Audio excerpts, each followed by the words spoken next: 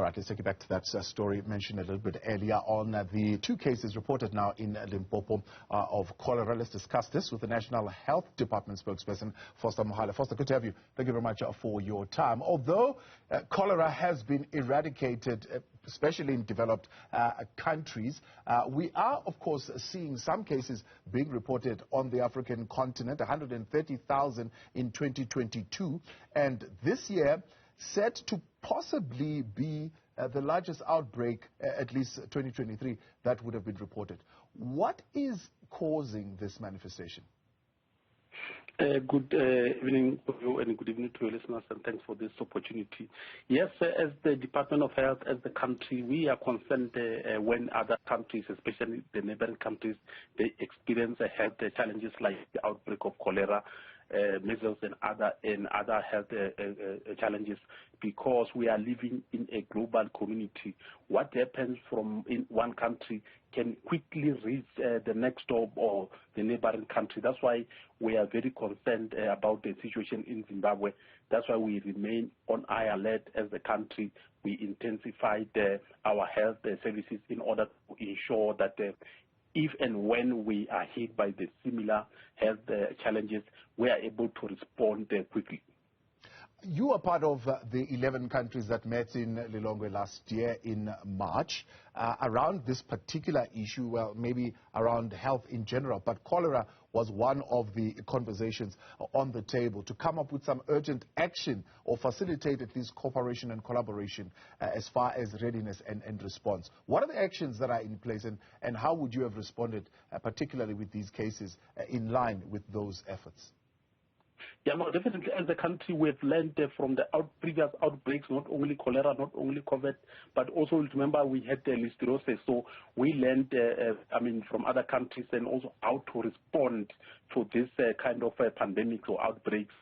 That's why we developed what we call outbreak response team, working closely with the World Health Organization and other stakeholders like UNICEF in order to ensure that as and when there's an outbreak, we're able to respond swiftly in order to mitigate against a mass transmission of a disease like cholera. So in terms of our state of readiness, we've been ready from day one. In fact, we've never rested ever since COVID. So we ensure that we've got the structures that are always readily in place with all the resources.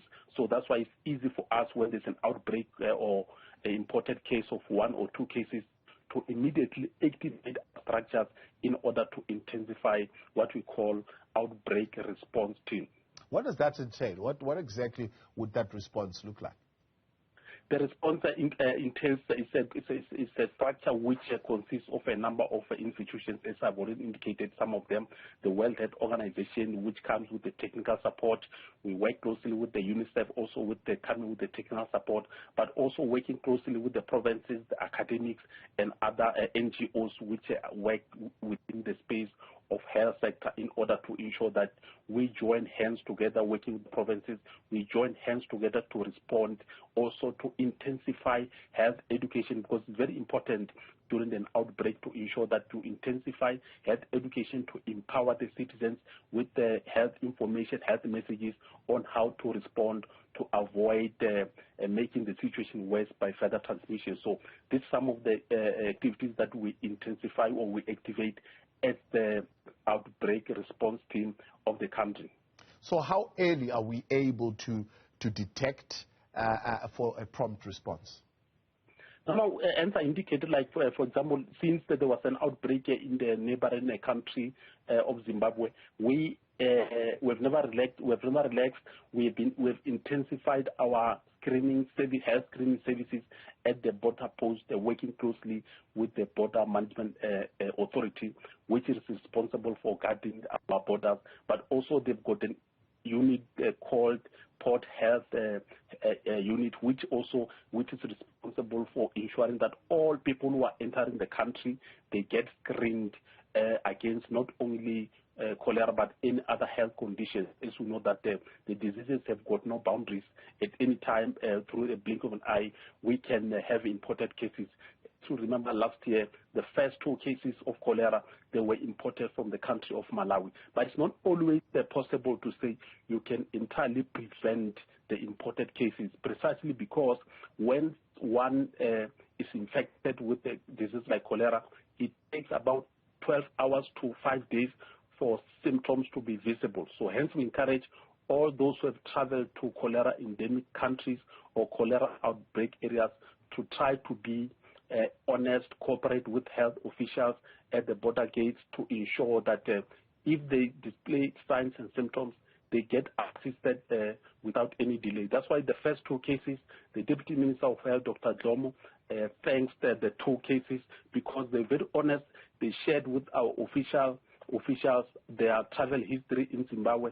For example, the first case did admit that he attended the funeral service in Zimbabwe, and some of those who attended the funeral, they also tested positive. So that's how we are able to manage or control the further transmission of diseases.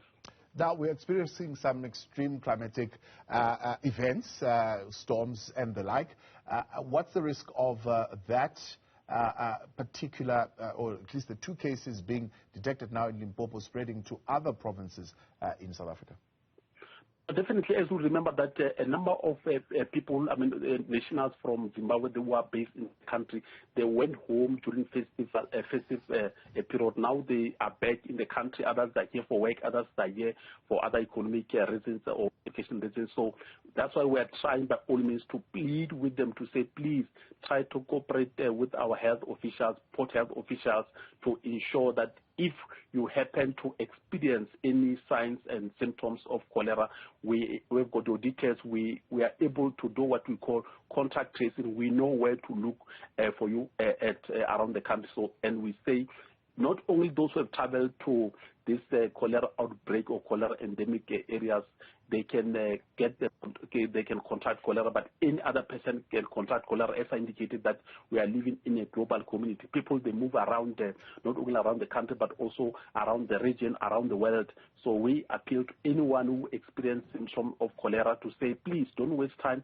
Go to your nearest health facility for medical attention, so that they can be able to save you, but also save the loved ones, the people that you stay with, the people that you work with. How sure are we, Foster, that the 2 cases are the only 2 cases in the province? No, we are not.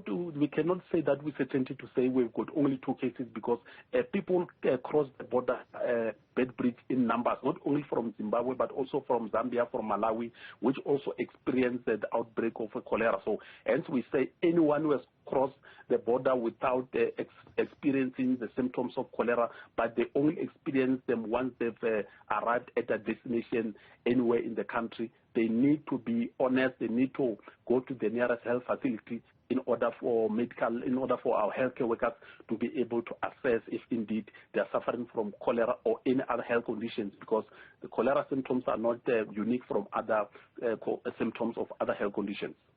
Foster Mohale speaking for the Department of Health. We appreciate your time.